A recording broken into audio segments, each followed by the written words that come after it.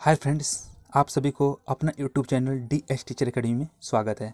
तो फ्रेंड्स, यहाँ पर हम बात करने वाले हैं विषय संस्कृत के बारे में, और यहाँ पे जो टॉपिक है ऋग्वेद ब्राह्मण ग्रंथ के बारे में हम बात करने वाले हैं। तो फ्रेंड्स, आप संस्कृत सब्जेक्ट से यूपीएससी जीआईसी लेक्चरर की तैयारी कर रहे हैं, या यूजीसी नेट जीआरएफ की तैयारी कर रहे हैं, या टीजीटी पीजीटी की तैयारी कर रहे हैं, तो आप लोगों के लिए ये वीडियो बहुत सारे हेल्पफुल होगा और एग्जाम के दृष्टिकोण से बहुत ही हेल्पफुल होने वाला है। तो फ्रेंड्स, यहाँ पर जो संस्कृत में पहला टॉपिक हम यहाँ पर लेकर आए हैं वो है ऋग्वेद ब्राह्मण ग्रंथ। यहाँ पे थंबनेल पर देख सकते हैं, ऋग्वेद ब्राह्मण ग्रंथ के बारे में बात करने वाले हैं। और आप हमारे चैनल पर पहली बार वीडियो देख रहे हैं तो वीडियो के नीचे रेड कलर में लिखा है सब्सक्राइब बटन, उसको प्रेस कर लीजिए।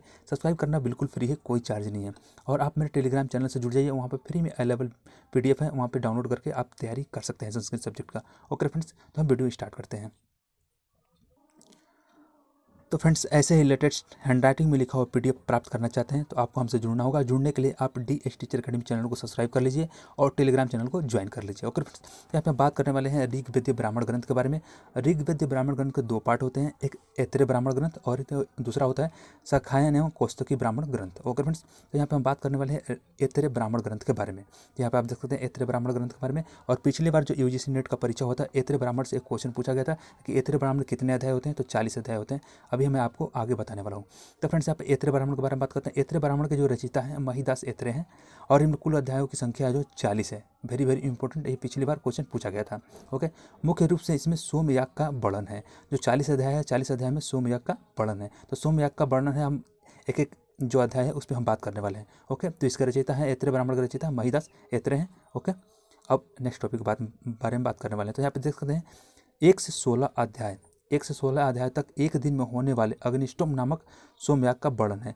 तो इसमें अग्निष्टोम नामक यज्ञ के बारे में वर्णन किया गया है, जिसमें सोमयोग का वर्णन किया गया है। 1 से 16 अध्याय में जो एक दिन में होने वाले अग्निष्टोम नामक यज्ञ के बारे में जो सोमयाग का वर्णन किया गया है। ओके फ्रेंड्स, अब नेक्स्ट अध्याय के बारे में बात करने वाले हैं। ये देखिए, यहाँ पे 17 से 18 अध्याय के बारे में बात करने वाले हैं।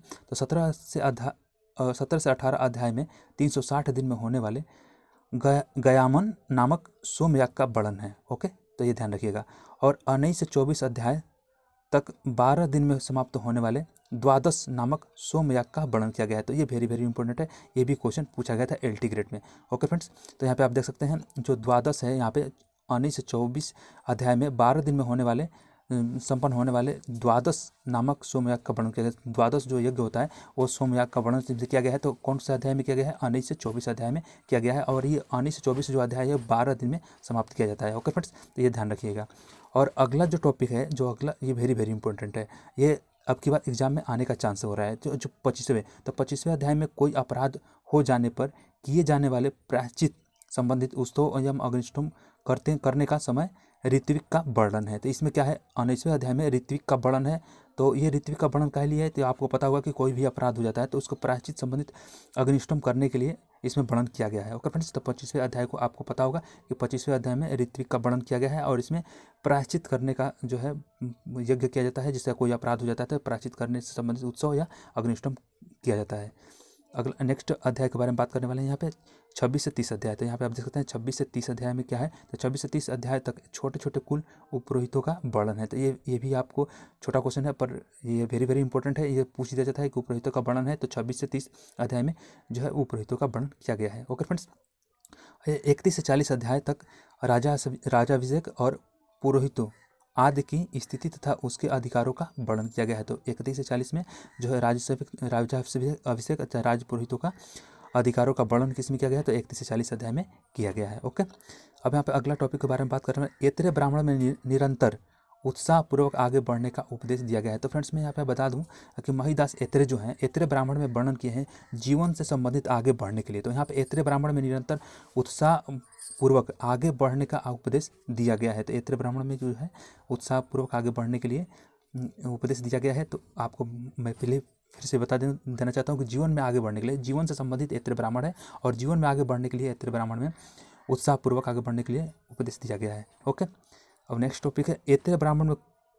ऐत्रेय ब्राह्मण के 33वें अध्याय में प्राप्त होने वाले सुनसेन का आख्यान है। सुनसेन का आख्यान ऐत्रेय ब्राह्मण के 33वें अध्याय में है। ओके, ये भी ध्यान रखिएगा कि सुनसेन का जो है आख्यान किस अध्याय में है, तो 33वें अध्याय में है। ओके, ऐत्रेय ब्राह्मण के। तो फ्रेंड्स नेक्स्ट टॉपिक है, इसमें आपको यहाँ पे देखिए वेरी वेरी इंपॉर्टेंट टॉपिक है कि पत्नी की मृत्यु हो जाने पर श्रद्धा को पत्नी मानकर, यहाँ पे श्रद्धा को पत्नी मानकर यज्ञ कराने का विधान है।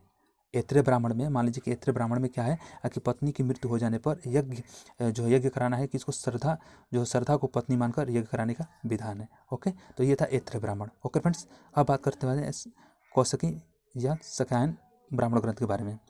तो यहाँ पे आप देख सकते हैं अगला टॉपिक जो है शाक्ययन या कौशिकी ब्राह्मण ग्रंथ है। तो ये भी वेरी वेरी इंपॉर्टेंट है, ये छोटा टॉपिक है, इससे भी एक क्वेश्चन पूछ लिया जाता है। तो ब्राह्मण ग्रंथ जो है ऐत्रेय ब्राह्मण और शाक्ययन या कौशिकी ब्राह्मण ग्रंथ है, इससे 1-2 क्वेश्चन पूछ लिया जाता है। ओके फ्रेंड्स, तो यहाँ पे बात करने वाले इनमें कुल 30 अध्याय होते हैं। तो शाक्ययन या कौशिकी ब्राह्मण ग्रंथ में कुल 30 अध्याय होते हैं, ये ध्यान रखिएगा।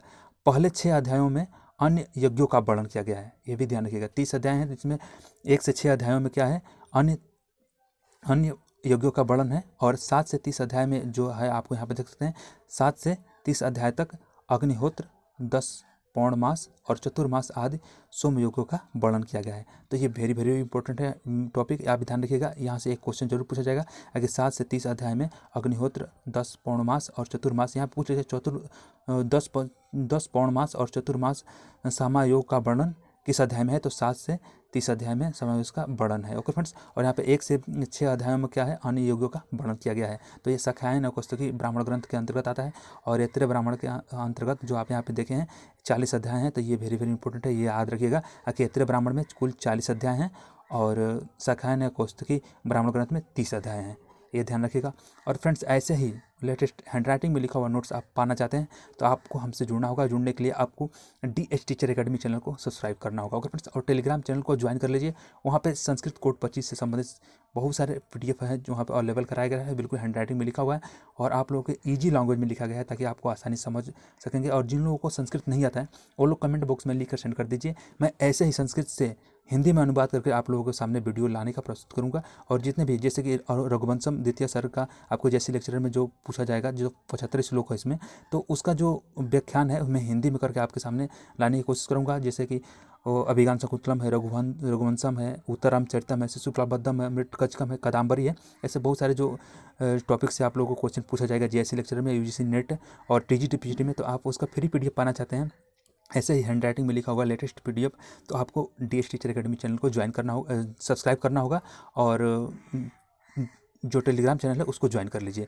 और वीडियो अच्छा लगे तो लाइक कर दे, अपने दोस्तों के यहाँ शेयर कर दीजिए। ओके फ्रेंड्स, आज के लिए इतना ही। Happy next day, watching for video. जय हिंद।